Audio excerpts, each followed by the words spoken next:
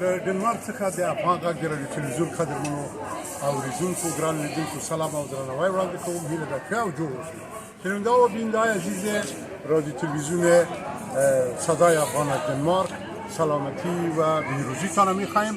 در شهر ایسن آلمان هستیم. به خاطر اگر راست بگویم برای تداوی خود آمدیم، اما خواستیم که از شهر و از افغان‌ها بازدید کنیم. یک رستوران بسیار زیبای افغانی را دیدیم.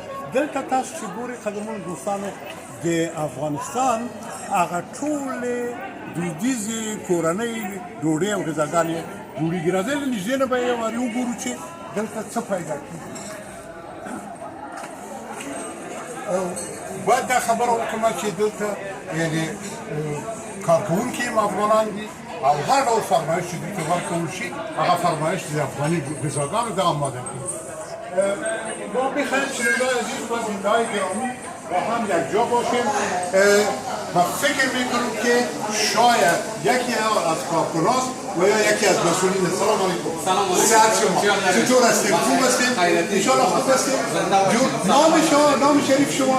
اسم لمر شریفی تخلص میکنم. شریفی بسیار الله. از رادیو تلویزیون دنمارک و برای افغانان میشه که در سراسر جهان و در اروپا نشرات داره. خوشحالم از دیدن شما. همچنان آمدین قدم رنج کردین.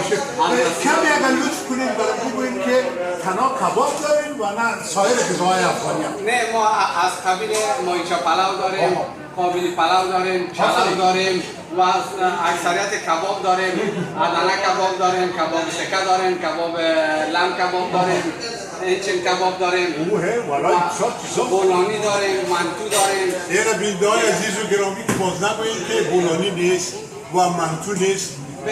یک کاپی از این رستوران انشاءالله که در دنمارک هم خواهد ساخته. انشاءالله بخیر. البته که برای شما بسازیم، ما کمکتان میکنیم.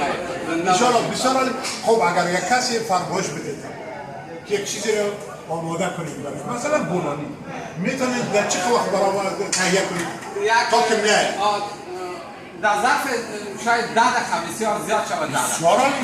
بسیار که تال بخوره 10 دقیقه انشاءالله. قدرمنو دوستان یو بله پوښتنه باندې شریفي صاحب نه وکړم چې دوی راته څه وایي. شریفي صاحب دا ستاسو کارکوونکي دلته چې دي دا ټول جرمنیان دي؟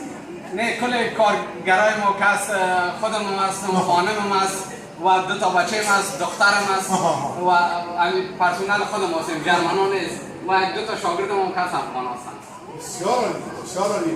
خب که څوک پیدا شي چې تاسو وایي تاسو سره کار کوئ ورته موقع ورکوئ؟ چرا نه؟ 1000 دفعه. داسې چې قدرمنو دوستانو د دوی تلیفون نمره به واخلو، تاسو ورسره په تماس کې هم فرمایش ورکړئ او هم کېدلی شي چې ورسره کار وکړئ. ستاسو د تلیفون نمره ممکنه یې ورته ووایه او بل ادرس به خپل راکړئ. آدرس ماست فیفا اشتراسه شهر اسن جرمنی. بسیار عالی. و نزدیک بانوفر فیفا اشتراسه 21 و شماره تلفن ما داریم دیگه شماره تلفن. باش من حساب در فارسی براتون رو بفرمایید. 0176 31 016 216. بسیار تشکر. زنده باشین. حالا ببینیم که چی مزه داره. حالا غذایتان یک بیاخات خوردیم انشاءالله با یک بولانی و یک کباب. ببینیم بیننده‌های عزیز و گرامی کباب را که اینجا بسیار عالی. ډیر ښایسته کباب دی. دا له زنځان سره وړم شفاخانې او روغتون ته، مګر ما دلته وخوړله ډېره خوندوره وه.